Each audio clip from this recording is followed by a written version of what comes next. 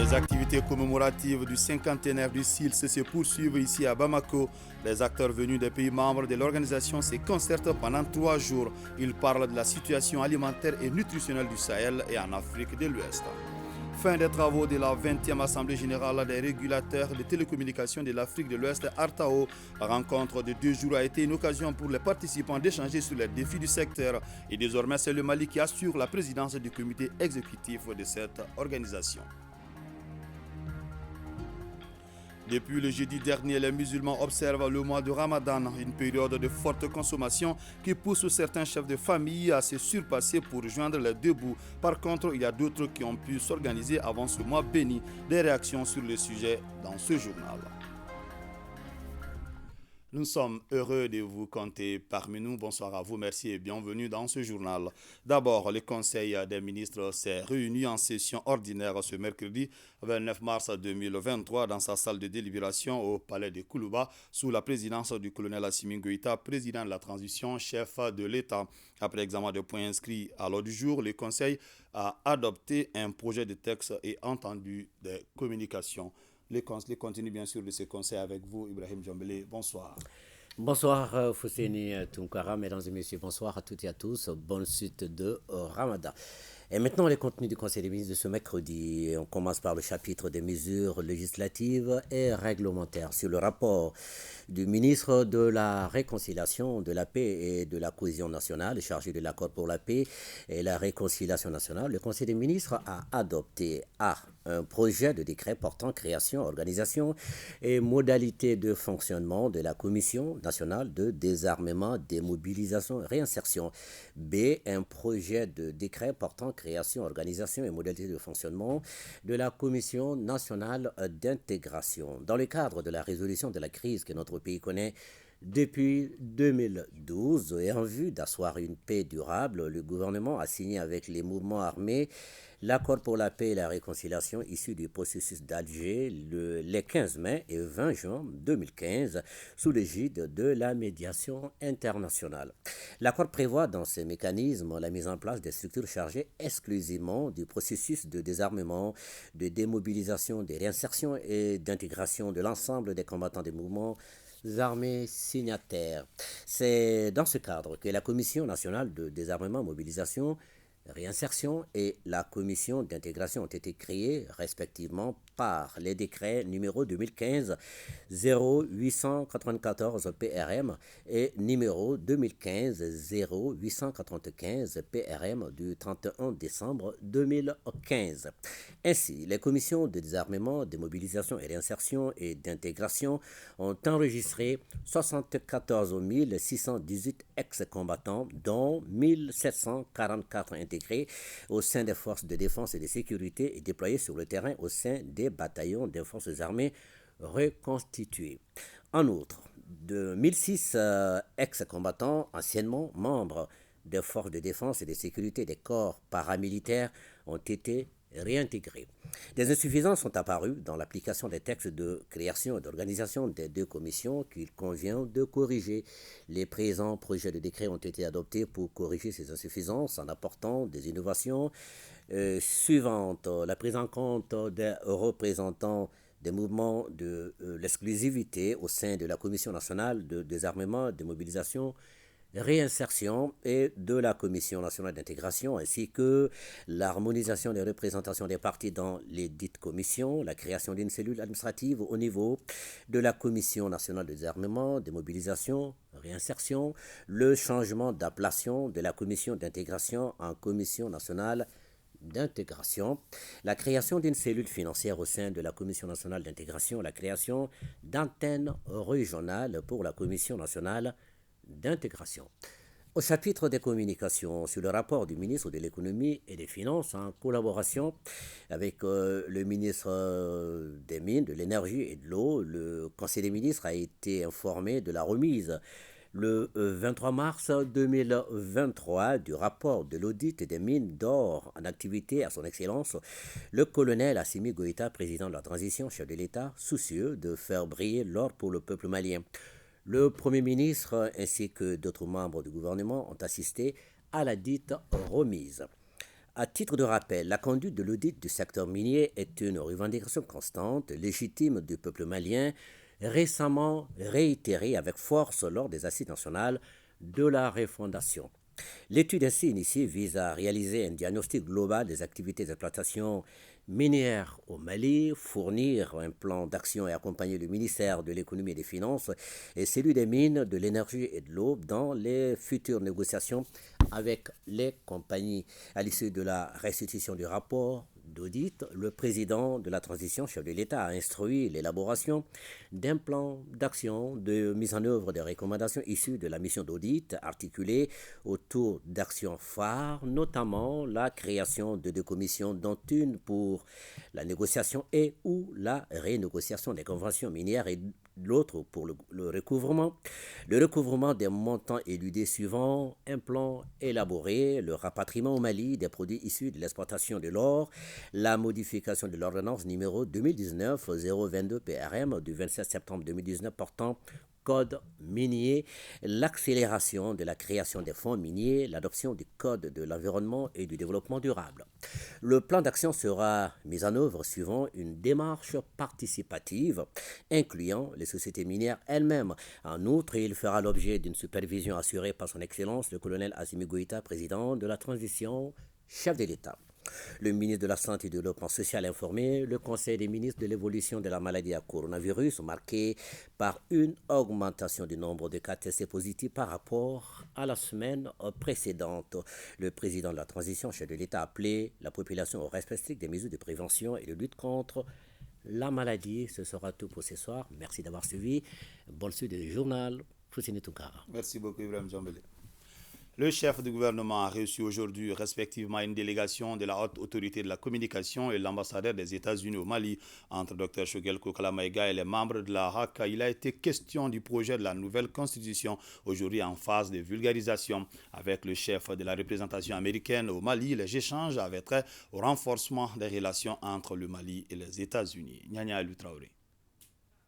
C'est un nouvel ambassadeur qui a été reçu avec beaucoup de chaleur par le Premier ministre. C'est le 16 mars dernier que son Excellence Rachna Kohor-N, ambassadeur des États-Unis d'Amérique au Mali, a présenté ses lettres de créance au président de la transition, le colonel Assimi Goïta. C'était au palais de Koulouba. Aujourd'hui, elle s'est rendue à la primature pour une visite de prise de contact avec le chef du gouvernement. I've been in Mali just a couple months and I keep telling everyone. Il est venu rencontrer le Premier ministre pour quelques échanges et également dire précisément c'est à quoi sa mission est vouée parce que les États-Unis et le Mali ont une longue relation depuis plus de 60 ans au Mali ici maintenant. Donc son travail consiste à faire en sorte que cette relation soit vraiment plus solide, renforcée et que les deux pays tirent le maximum de bénéfices. Really, the United States has been here. Le partenariat existant entre nos deux pays passé en revue. Les deux personnalités partagent des points de vue concernant la réussite des missions assignées à la transition. And I think I'm really On comprend aussi que le Mali a besoin de bonne gouvernance, de sécurité, d'autres priorités qui sont pour le gouvernement et que la coopération entre les deux États, États-Unis et le Mali, se développe et se renforce. Que tous les grands chantiers du Mali et qui sont également des intérêts des États-Unis soient vraiment renforcés. Après la diplomate américaine, le Premier ministre a reçu une délégation de la haute autorité de la communication conduite par son président Gaussou Koulibaly. La haute autorité de la communication a pour mission la régulation du secteur de la communication. Dans ce cadre, elle joue un rôle prépondérant dans le suivi des programmes gouvernementaux, comme c'est le cas présentement avec le projet de nouvelle constitution. Nous ferons en sorte que l'ensemble de la presse, sans vouloir outre mesure les caporaliser, qu'ils puissent tenir des messages qui ne sont pas négatifs pour le Mali. On peut critiquer, mais tout en restant dans les normes. Donc nous souhaiterions que l'ensemble des médias du Mali puissent s'inscrire dans cette dynamique positive par rapport à ces projets de constitution. La HAC est composée de 9 membres, dont les mandats ne sont pas renouvelables. Son président est élu par ses membres. Le président du Conseil national de transition a reçu en audience le président par intérim de la Chambre du commerce et d'industrie du Mali, CECIM. Au cours de cette audience, il a surtout été question de la situation économique du pays et de l'apport des opérateurs économiques pour l'approvisionnement du marché, surtout en cette période du mois de Ramadan. Pour plus de détails, je vous propose d'écouter Mandou Sempara, président par intérim de la Chambre de commerce et d'industrie du Mali. Il est au micro de Tamsir Diabaté. Forum économique. Nous sommes venus rencontrer le président du Conseil national de transition en prélude au forum économique qui s'ouvre demain à Ségou. Il s'agissait pour nous de venir solliciter l'accompagnement et le soutien du CNT à travers son président. Bien évidemment, au-delà de l'objet de notre audience, nous avons évoqué les sujets brûlants de l'heure sur le plan économique et surtout en ce qui concerne l'apport des opérateurs économiques dans l'approvisionnement du marché en denrées alimentaires et la stabilité des prix en cette période du mois de Ramadan. Oui, nous l'avons rassuré de l'accompagnement des opérateurs économiques à relever les défis. Le forum de Ségou nous permettra de développer des stratégies pour faire face aux défis du moment. C'est pourquoi nous avons tenu à inviter le président du CNT en lui remettant son carton d'invitation avec les termes de référence du forum. À rappeler que le forum économique est placé sous le parrainage du président de la transition, colonel Assimi Goïta. L'ouverture des travaux sera présidée par le Premier ministre. Les activités commémoratives du cinquantenaire du SILS se poursuivent ici à Bamako. Les acteurs venus des pays membres de l'organisation se concertent pendant 3 jours pour parler de la situation alimentaire et nutritionnelle au Sahel et en Afrique de l'Ouest. Koumba Sissé. Malgré les efforts fournis par les autorités des pays membres du SILS et leurs partenaires, des millions de personnes ont toujours besoin d'assistance alimentaire et nutritionnelle dans le Sahel et en Afrique de l'Ouest. Cette concertation qui vient de s'ouvrir à Bamako met l'accent sur comment améliorer les conditions de vie de ces populations vulnérables. Plus de 100 participants composés des membres du SILS, de la CEDEAO, de l'UEMOA et des partenaires nationaux et internationaux y prennent part. La présente concertation a pour objectif global d'actualiser et de valider les résultats des analyses du cadre harmonisé de la situation alimentaire et nutritionnelle et de passer en revue les résultats définitifs des productions de la campagne agricole et agro-pastorale 2022-2023. Il s'agira également, en fonction des facteurs conjoncturels, d'identifier et de proposer des réponses et des mesures d'intervention appropriées pour assister les populations vulnérables. Durant 3 jours, les représentants de tous les pays doivent présenter leur situation alimentaire afin de relever les défis auxquels ils sont confrontés. Les défis auxquels nous sommes confrontés sont nombreux et complexes, notamment la hausse des prix et des denrées alimentaires, la recrudescence des attaques armées, la crise ukrainienne et les problèmes liés à la malnutrition. Dans ce contexte, cette concertation technique PREGEC est une occasion pour nous de renforcer notre coopération régionale et internationale en matière de sécurité alimentaire et nutritionnelle. Le dispositif régional de prévention et de gestion des crises est aujourd'hui l'un des acquis importants du SILS. Sa mise en place permet de mieux assister les personnes défavorisées. Réunion du comité de pilotage du cadre intégré renforcé et l'aide pour le commerce. La rencontre se focalise sur les rapports d'activité 2022 de l'unité de mise en œuvre du cadre intégré IMOSI, le plan de travail et le budget 2023. Pour rappel, le cadre intégré renforcé et l'aide pour le commerce est une structure créée par la Banque mondiale avec des organisations comme l'Organisation mondiale du commerce, OMC. Mamadou Fane. C'est pour apporter une aide à une cinquantaine de pays, dont 25 en Afrique, que ce programme multi-acteur qui est le cadre intégré renforcé et l'aide pour le commerce a vu le jour. Au Mali, ce programme a contribué à réduire la pauvreté en milieu rural par la valorisation de certaines filières agricoles. Et ce programme, pour sa première phase, a eu à accompagner ces pays-là pour renforcer le volet commerce dans les stratégies nationales de développement de ces différents pays, dont le Mali. Nous nous réjouissons aujourd'hui de la prise en charge et du renforcement du volet commerce dans le CRED qui est en cours d'exécution actuellement. Et la nouveauté pour l'exercice en cours sur revue en 2023 serait par exemple la mise en place des programmes de labellisation. Le cadre intégré renforcé a permis de booster des filières comme celle de la gomme arabique, du karité, des fruits et légumes. Il a permis aussi aux produits maliens d'être présents sur plusieurs foires au niveau international. Les projets de plan de travail 2023 qui nous sont soumis prennent en compte ces activités pertinentes, dont la réalisation est impérative pour atteindre les objectifs du programme CIR au Mali. J'invite donc notre comité à en faire un examen assez approfondi pour que ce que nous comptons à la fin puisse se réaliser. La tenue de ce comité de pilotage va permettre de poursuivre cette synergie d'action. L'Institut national de la jeunesse et des sports, INJS, envisage l'ouverture du cycle de master pour la rentrée universitaire 2023-2024.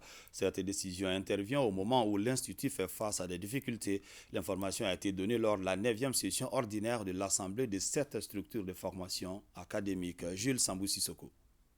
L'Institut national de la jeunesse et des sports connaît de grandes difficultés qui touchent tous les aspects du fonctionnement actuel de ce pôle d'attraction de beaucoup de professionnels des secteurs de l'enseignement, du sport, de la jeunesse et du loisir. De l'insuffisance de matériel et des équipements de cours et de bureaux pour les travailleurs et les enseignants, l'insuffisance des infrastructures sportives et pédagogiques, l'insuffisance d'un personnel enseignant en quantité et en qualité. Nous sollicitons l'appui des membres de l'Assemblée. Au même moment, le budget connaît une augmentation en 2023. Il passe de 615 800 000 francs CFA à 691 500 000 francs. Pour rehausser le niveau de la formation, l'Institut envisage l'ouverture du cycle de master pour la rentrée universitaire 2023-2024. Le projet de master est déjà élaboré et vous sera soumis au cours de cette assemblée. Les attentes sont donc grandes au terme de la 9e session ordinaire de l'Assemblée de l'INJS qui a été créée en 2002. La direction de la coalition des forces juvéniles pour le renouveau COFOR Mali était face aux hommes de médias. Objectif restituer les travaux de sondage réalisés par la coalition sur les réformes institutionnelles et politiques au Mali. Ce sondage a concerné le district de Bamako et Kati. Jules Sambou-Sissoko.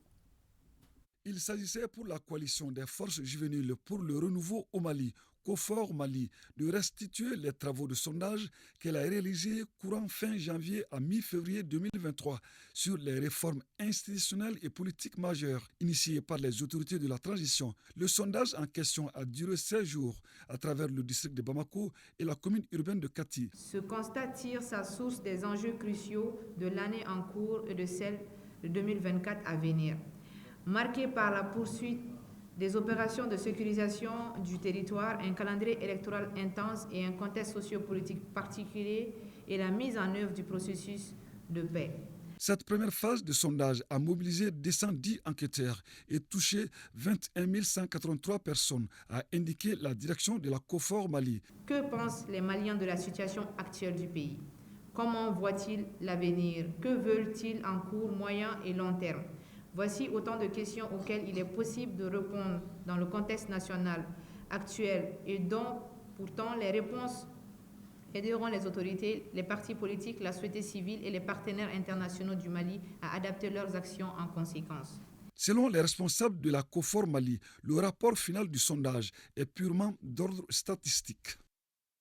Rencontre entre les représentants des partis politiques, la société civile et le nouveau directeur de cabinet du gouverneur de la région de Koulikoro. Des informations relatives à des orientations sur le mode de désignation des membres de l'autorité indépendante de gestion des élections EGE au niveau régional ont été partagées. À l'issue de la rencontre, la société civile est parvenue à un consensus en donnant à l'unanimité le nom de leurs représentants et les partis politiques ont préféré retourner à leur base pour expliquer le bien fondé de la rencontre. Djemba Moussa Konate. En rencontrant les représentants des partis politiques et de la société civile de la deuxième région, le nouveau directeur de cabinet du gouverneur de la région de Koulikoro voulait leur donner des informations, des éclaircissements et des orientations sur le mode de désignation des membres de l'autorité indépendante de gestion des élections EJ au niveau régional. Cette rencontre se tient avant la mise en place définitive de l'EJ au niveau régional le jeudi prochain. Nous souhaiterons que les partis politiques, que ce soit au niveau régional, au niveau local, jusqu'au niveau communal, vraiment que le consensus puisse régner, vraiment à l'image de la société civile. Un conseil entendu par la société civile de la région de Koulikoro. Je remercie aussi les autorités de Koulikoro qui nous ont appelés pour nous donner les orientations par rapport à la mise en place des coordinations régionales de l'EJ. Et si le choix est porté sur moi, je ne fais que les remercier. Et je prie le bon Dieu qu'il m'aide à l'accomplissement de cette mission. Quant aux représentants des partis politiques, ils ont préféré retourner à leur base respective d'abord avant toute désignation. Chaque parti veut être représenté à tous les niveaux et c'est leur droit. L'administration n'a pas d'autres moyens pour réguler. Et alors quand on nous demande de donner des représentations, ça va être toujours des tiraillements. Nous allons proposer un schéma qui puisse nous permettre d'avoir un consensus. Le directeur de cabinet a invité les autres à suivre l'exemple de la société civile afin que Koulikoro soit cité en exemple parmi tant d'autres. Établir et analyser le niveau de performance de la réalisation des activités prévues dans le programme budgétaire et adopter des plans opérationnels 2023. Tels sont les objectifs de la revue annuelle des plans, programmes et projets du ministère de la Promotion de la Femme, de l'Enfant et de la Famille tenue à Ségou. Foussine Samake. Au cours de cette revue annuelle 2022, les cadres du ministère de la Promotion de la Femme, de l'Enfant et de la Famille et leurs partenaires vont analyser les niveaux de performance des plans, programmes et projets 2022 et adopter des plans opérationnels 2023. C'est là dans le cadre de la promotion du genre, l'autonomisation des femmes et la promotion des droits de l'enfant au Mali.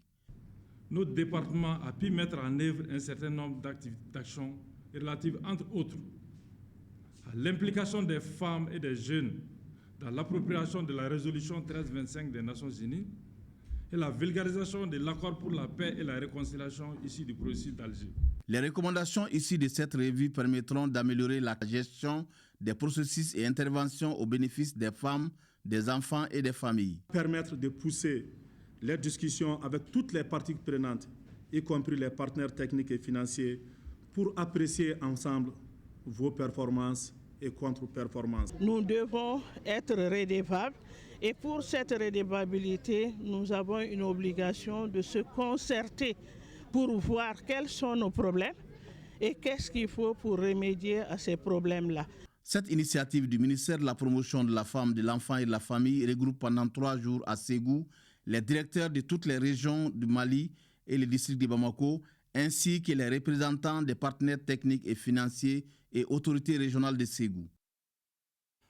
Plus d'une centaine de stagiaires sous-officiers et caporaux viennent de boucler une formation de 3 mois en CAT1 et CAT2 à Tombouctou et à Ségou. Ces élèves stagiaires mesurent les enjeux d'une telle formation et ont exprimé leur fierté et reconnaissance à la hiérarchie dans les 2 localités. On en sait plus avec Najim Baba Sissé et Fousseini Samake avec le concours de la DIRPA.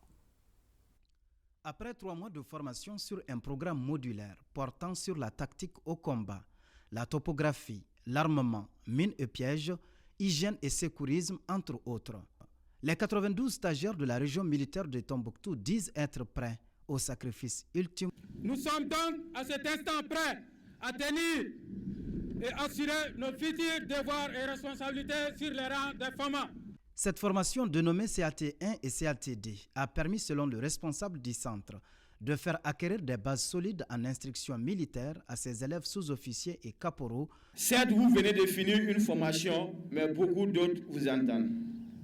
Consolidez les acquis et ne vous lassez pas d'apprendre. Soyez toujours sur les brèches et prouvez surtout la réussite de votre formation à travers vos attitudes. Nos sincères reconnaissances à toutes nos autorités et à toute la hiérarchie militaire qui, depuis un certain temps, multiplient ces genres de formations classiques qui participent du renforcement capacitaire des FAMA. La remise d'attestation aux stagiaires et à l'équipe d'encadrement a mis fin à cette cérémonie de sortie au camp fort Cheikh Sidi Bekay.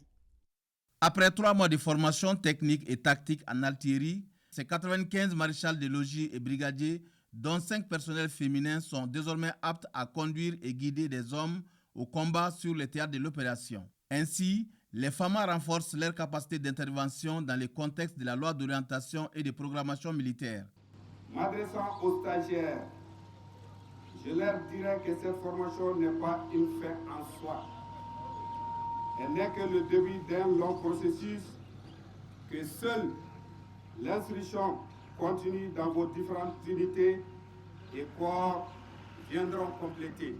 Ces formations, d'une importance capitale, constituent des tremplins permettant à des catégories de militaires méritants que l'on appelle communément et fièrement artilleurs d'être aptes à exercer avec efficacité le commandement au niveau tactique au sein de l'artillerie qui constitue une arme essentielle et décisive dans le succès de nos opérations. Cette formation s'inscrit en droite ligne des visions de l'état-major général des armées pour la sécurisation des personnes et de leurs biens. La Banque mondiale, en partenariat avec le gouvernement du Mali, a doté la ville de Konna d'une centrale hybride solaire diesel d'une puissance de 200 kW crête. L'infrastructure permettra aux bénéficiaires d'avoir l'électricité pendant 18 heures par jour contre 6 heures. Boubacar Sankari. Plus de 660 millions de francs CFA sur le coût de la centrale hybride solaire diesel de Konna. L'infrastructure comprend un champ solaire d'une puissance de 200 kW crête, une capacité de stockage de batteries de 220 kW, des ondulaires, 2 groupes électrogènes de 200 kVA chacun, des transformateurs et des réseaux. Nous passerons désormais de 6 heures de service à 18 heures et également de 250 francs CFA le kilowattheure à 190 francs CFA. Nous allons travailler à assurer encore cette continuité pour une équité des prix, notamment entre le niveau rural et le niveau urbain. En outre, le réseau va desservir 650 clients domestiques, 66 clients productifs et 11 édifices publics et services administratifs, 50 points d'éclairage public. C'est quelque chose qu'on attendait il y a longtemps et on est très heureux d'avoir inauguré ce centre. Et par rapport à l'eau, vraiment on a de l'eau, mais c'est insuffisant. Donc nous sollicitons vraiment auprès de l'État malien qu'on puisse faire beaucoup d'efforts encore afin qu'on puisse avoir de l'eau potable pour la population de Konna. En tant que département en charge de l'énergie et de l'eau, nous trouvons que ces préoccupations sont justes et légitimes et nous allons essayer d'examiner en rapport avec l'ensemble des services concernés en vue d'apporter des solutions idoines. Cette centrale hybride réalisée dans le cadre du projet Cher, système hybride d'électrification rurale, est le fruit d'un partenariat entre la Banque mondiale et le gouvernement du Mali à travers l'AMADER. Direction la région de Kayes pour parler des Natil organisés par WHH avec l'appui financier des partenaires allemands et tchèques. La rencontre porte sur la capitalisation des activités des projets sur la résilience des ménages agro-pastoraux vulnérables dans le Sahel. Kansutu Kanouté. Afin de réfléchir et analyser de façon participative et inclusive le chemin parcouru tout en mettant en exergue les résultats obtenus et les faiblesses constatées, WHH et ses partenaires allemands et tchèques ont organisé à Kayes, la cité des rails, cet atelier de capitalisation des activités des projets EMLI sur la résilience des ménages agro-pastoraux vulnérables dans le Sahel. Nous travaillons actuellement encore dans 38 communes. On a touché environ plus que 250 villages dans ces 38 communes et on a touché directement au-delà de 40 000 personnes. Les bénéficiaires indirects, ça va vers les 300 000 personnes dans ces 4 cercles. Au cours des échanges, des difficultés ont été signalées. L'accès à l'eau dans le Sahel, c'est toujours difficile. Et les données statistiques montrent vraiment un échec au moins de 30%, donc des négatifs au niveau des points d'eau. Ce qui fait qu'au niveau de certains sites, il y a eu effectivement des difficultés d'accès à l'eau. Mais le projet a fait son mieux pour vraiment avoir le maximum pour pouvoir réaliser ces activités-là, afin que les communautés puissent vraiment produire. Pour notre part, en tant qu'autorité locale, nous rassurons de notre disponibilité à accompagner tout projet allant dans le sens de construire des bases solides d'adaptation au changement climatique et de renforcement de la résilience de nos communautés. Notons que les activités du projet ont permis d'améliorer la fertilité de 650 hectares de terres cultivables, de sensibiliser les ménages pour une bonne pratique de nutrition. Il est également attendu, au sortir de cet atelier, des recommandations pertinentes pour les prochaines interventions du projet. Dans le cadre du jumelage entre la jeunesse de Bobo-Dioulasso et celle de Bougouni, l'association La Mogoya de Bobo-Dioulasso a rencontré le gouverneur de la région de Bougouni. L'objectif est de renforcer les liens historiques entre les deux pays. Jafar Aïdra. Cette rencontre du gouverneur de la région de Bougouni avec la jeunesse de Bobo-Dioulasso du Burkina Faso et celle de Bougouni s'inscrit dans le cadre du jumelage entre les deux jeunesses. Au cours des échanges, la jeunesse de Bobo-Dioulasso, à travers leur président, a expliqué l'objectif recherché du jumelage qui porte sur la paix, la culture et la fédération de nos pays. La jeunesse de Bougouni, ils ont fait 2 fois Bobo-Dioulasso, je dirais le Burkina Faso. Et nous sommes à notre première fois, mais il y a les contacts qui sont restés. Nous avons commencé notre jumelage il y a 3 ans de cela. Et cette année, on a vu qu'il y a le Burkina, le Mali, la Guinée aussi, qui veulent venir en fédération. Le gouverneur de la région, le général de brigade de Keba Sankare, a exhorté les jeunes à plus de cohésion pour défendre leur patrie et s'impliquer dans le développement. Un partenariat entre les jeunes du Mali et du Burkina est un message très très fort parce qu'aujourd'hui nous voyons ce que nos plus hautes autorités sont en train de prôner aujourd'hui. Unis, nous allons aller plus fort et plus loin. Et je ne peux que leur dire bon séjour et surtout bon vent. Le chef de l'exécutif régional a reçu des panafricanistes burkinabés qui ont quitté Ouagadougou pour Bamako. Objectif prôner la paix et la fédération des 3 pays. Le Mali assure la présidence du comité exécutif de l'Assemblée des régulateurs de télécommunications de l'Afrique de l'Ouest, Artao, un honneur rendu à notre pays à l'occasion des travaux de la 20e Assemblée générale annuelle de l'organisation. La rencontre de 2 jours a été l'occasion pour les participants d'échanger sur les défis du secteur, notamment la mise en œuvre complète du règlement régional de la CEDEAO sur l'itinérance à free roaming concernant la téléphonie mobile. Le compte rendu de Salimata Dao et de Karunga Konate. Saïdou Pona Sankare va guider pendant les 12 prochains mois l'Assemblée des régulateurs de télécommunications de l'Afrique de l'Ouest, Artao.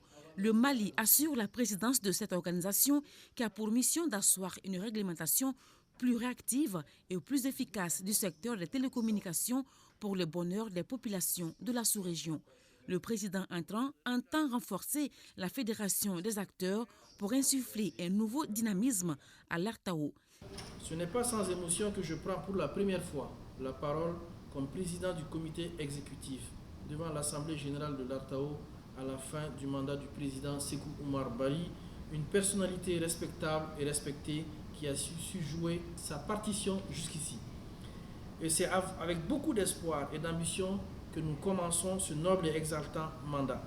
À l'occasion de la 20e Assemblée générale annuelle de l'organisation, le président Sankare, dans ses propos, n'a pas manqué d'éloges à l'endroit du président sortant, Sékou Oumar Bari de la Guinée, avant de décliner certains défis à relever. Certains points nécessitent qu'on travaille assidûment. Il s'agit notamment de la mise en œuvre complète du règlement régional de la CEDEAO sur l'itinérance. On parle de free roaming qui n'a pas pu être réalisé.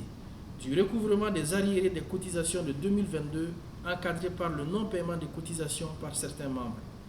Également de la ratification de la nouvelle structure de cotisation des membres proposée par le secrétariat exécutif, le plan stratégique 2022-2025, une de nos boussoles ou symbole de notre ambition, sera suivi méthodiquement et l'engagement de nos États membres perceptible lors de nos débats sera un de nos plus grands atouts, un gage de réussite. La passation de services se fera entre les 2 régulateurs dans les jours à venir à Abuja, au Nigeria. En attendant, le président entrant rassure ses pairs que ses adjoints de la Sierra Leone et de la Guinée-Bissau et lui ne ménageront aucun effort pour relever les défis du moment. La protection des droits de l'enfant, le sujet est au centre de 2 jours de débat à la Cité des enfants ici à Bamako. La rencontre regroupe une trentaine de participants venus des organisations de la société civile. C'est sur initiative de l'association citoyenne. Elle est financée par Save Children. Ibrahim Kaoukounate. La population malienne est l'une des plus jeunes au monde, avec un âge moyen de 16 ans. À cause de la crise sécuritaire, les enfants payent le lourd tribut. C'est consciente de cela que l'association Citoyenneté, elle, a créé un cadre d'analyse et de plaidoyer pour l'adoption du projet de loi relatif à la protection de l'enfant. Cette rencontre vise également à identifier les forces et les faiblesses du document et proposer des recommandations aux décideurs. Le ministère de la promotion de la femme, de l'enfant et de la famille est en train de travailler sur un avant-projet de loi de protection des enfants. Donc nous, en tant qu'organisation de jeunes, on s'est dit en fait qu'on va rassembler les autres organisations de jeunes et d'enfants pour qu'ensemble on puisse discuter et aussi affiner nos propositions et les amener au niveau de la direction et au niveau du ministère pour prise en compte afin que cela puisse être intégré dans le cadre de l'avant-projet de loi, mais aussi que cela puisse accélérer le processus d'adoption de cette loi-là. La trentaine de participants se donnent 2 jours pour élaborer une feuille de route. Lequel document devrait servir de boussole pour les autorités du Mali et leurs partenaires.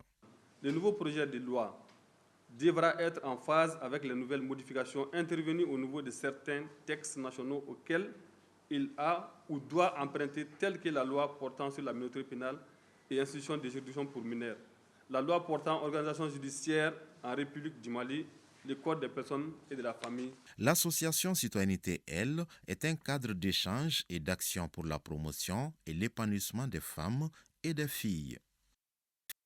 Depuis le lundi dernier, les musulmans observent le mois de Ramadan, une période de forte consommation qui pousse certains chefs de famille à se surpasser pour joindre les 2 bouts. Par contre, il y a des chefs de famille qui ont pu s'organiser avant ce mois béni, suivant ces dossiers signés Bemba Sibi.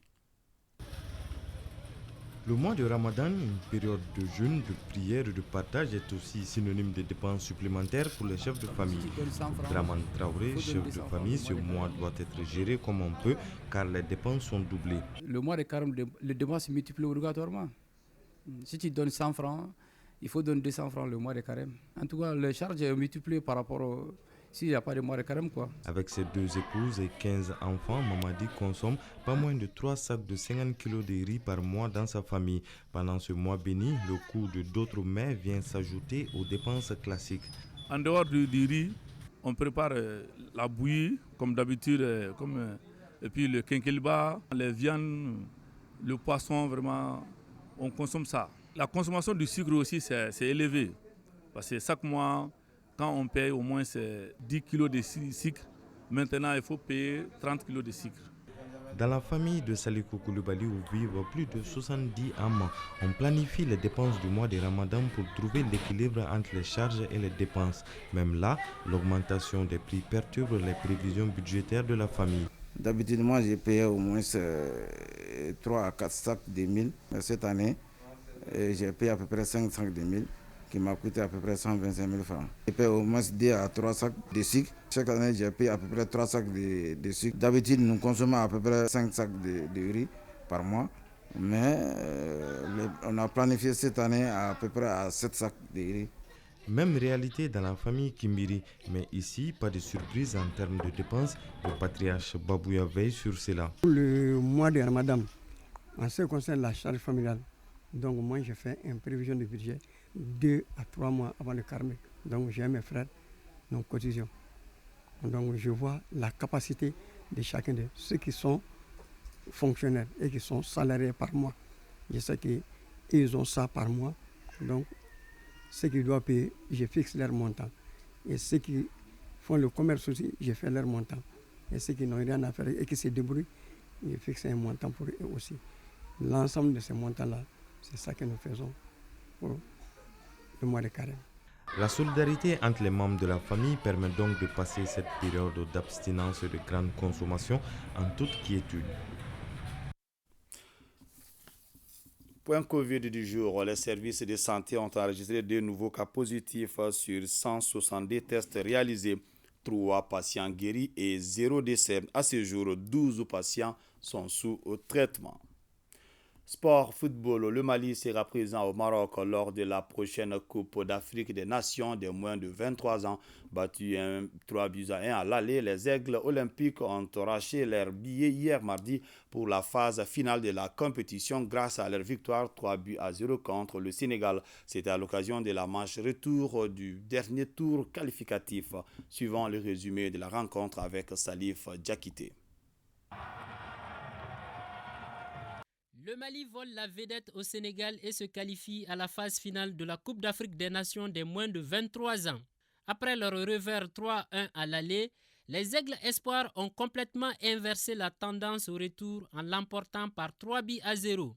La première mi-temps est à oublier pour les Aigles olympiques qui ont confondu vitesse et précipitation. En seconde période, les protégés du sélectionneur Alou Badra Diallo déroulent et marquent 3 buts en l'espace de 13 minutes. D'abord, Hamidou Diallo débloque la situation de la tête à la 60e minute. Peu de temps après, Kamori Doumbia corse l'addition à la 68e minute. Le Mali refait son retard sur l'ensemble des deux rencontres. À la 73e minute, Mamadou Sankaré sécurise la victoire et la qualification du Mali en crucifiant le portier sénégalais. Je suis très content pour les jeunes parce que c'est une bonne génération. Je suis très content pour le public qui a fait les déplacements. Je n'ai jamais douté de cette équipe parce que je vous avais dit au départ qu'on n'avait pas fait assez d'entraînement ensemble. Mais là, on a les 4 jours, 5 jours qu'on a fait. Je pense qu'aujourd'hui, les jeunes ont montré qu'ils savent. Depuis le match du Sénégal, je savais qu'on pouvait quand même réussir quelque chose. Dans les 10 dernières minutes, Abdoulaye Gori et Noung Sissé manquent tour à tour l'occasion d'aggraver le score. Le Mali s'impose par 3-0 et se qualifie. La CAN des moins de 23 ans, c'est du 24 juin au 8 juillet 2023 au Maroc. Ainsi prend fin cette édition. Merci de l'avoir suivi. Que le bon Dieu nous assiste.